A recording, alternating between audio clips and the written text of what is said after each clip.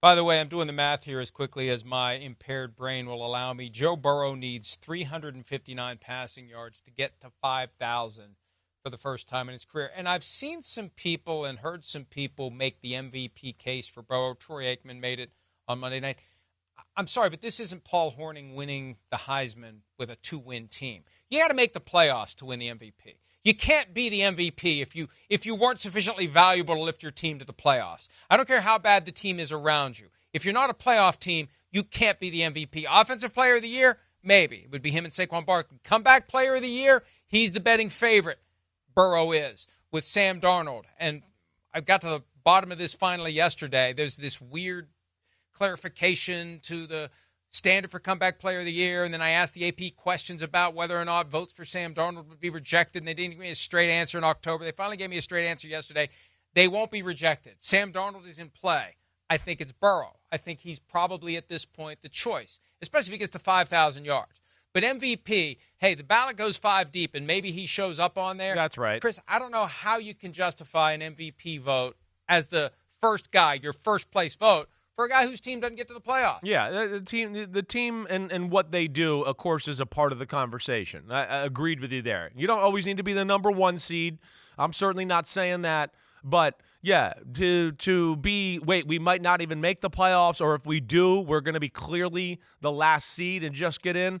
No, there's got to be some aspect of team around this when you talk about MVP. Yeah, the MVP, as awesome as Joe Burrow was, right? They still find ways to win football games, and I know they had a lot of things go against them, but yeah, there's a few that you certainly would have liked to see them pull out, him pull out, whatever. They didn't make it happen, and yeah, I think we know the 3 front runners. I think Joe Burrow will make my 5 list of that for sure, but I'm not sure I'm going to put him in front of Barkley, Lamar, or Josh Allen. That's not happening, I don't think. Well, and if you didn't have Lamar, Josh Allen, Saquon Barkley, if there was a dearth of other high-end achievers, then maybe you can make it if your team doesn't make the playoffs. Right. But I hadn't thought about this. If he gets the 5,000 passing yards, probably still not enough to overcome Saquon Barkley for Offensive Player of the Year, but it's a lot closer. Definitely. I mean, Saquon Barkley to me was the no-brainer until I realized Burrow's got a chance at 5,000. But even if he gets to 5,000, plenty of guys have gotten to 5,000. More guys have gotten to 5,000, I believe, than have gotten to 2,000. And 5,000 in today's game seems easier, relatively speaking, definitely, than 2,000 rushing. Come on. Of course it is. Yes, it is. The way the rules are. I mean, we watch offenses get rewarded every week for not blocking anybody, and the quarterback throws into triple coverage, and they go, well, pass interference, and, you grazed the quarterback's head, first down, even though nobody on offense did anything right. First down, 15 yards. So, yes, that all leads to blown up quarterback stats. It's a shame, really, this year because, this year we have 4 MVPs in football. We have 4. Last year, Lamar won it, and it was only because I think of moments at the end of the year. I mean, go back and look at Lamar's stats last year. They're not eye-popping MVP caliber. It was, hey, they blew out Miami at the end of the year. They dominated the 49ers on Monday Night Football, and those were a big deal, let alone he played good and they were a dominant football team. But 24 touchdowns, 7 interceptions, 3,600 yards. I mean, this year is way better than that. And, of course, Josh Allen's awesome, and Burrow and Saquon Barkley. We have 4 MVPs this year, and that's what stinks about this year is that, not all these guys can get hardware. 9 men have thrown for 5,000 yards in a single season. Drew Brees did it 5 times. No, there have been 15 5,000 passing yards, but 9 men have thrown for 5,000 yards. Drew Brees did it 4 times. Patrick Mahomes has done it twice. The others are Peyton Manning, Tom Brady, who's done it twice as well, Ben Roethlisberger, Jameis Winston, Matthew Stafford in 2011, and Justin Herbert in 2021 with 5,014. So 15 total 5,000-yard performances, but 9 guys have done it. So it is...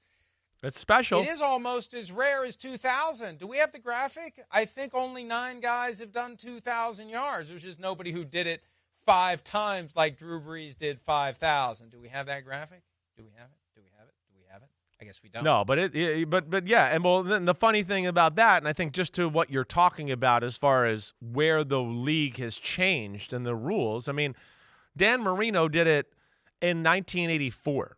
Same year that Eric Dickerson did 2105. Right. Same and Dan year. Marino did it at a time where, like, throwing for 4,000 was an amazing accomplishment. So to throw for 5,000 would be really to throw for like 6,000 now. That's how on fire Dan Marino was back then. And all the 5,000-yard passing seasons have all happened since all the rules changed and all that. So that just speaks to your point that, yeah, the last 15 years is basically when we've seen all this explosion in the pass game.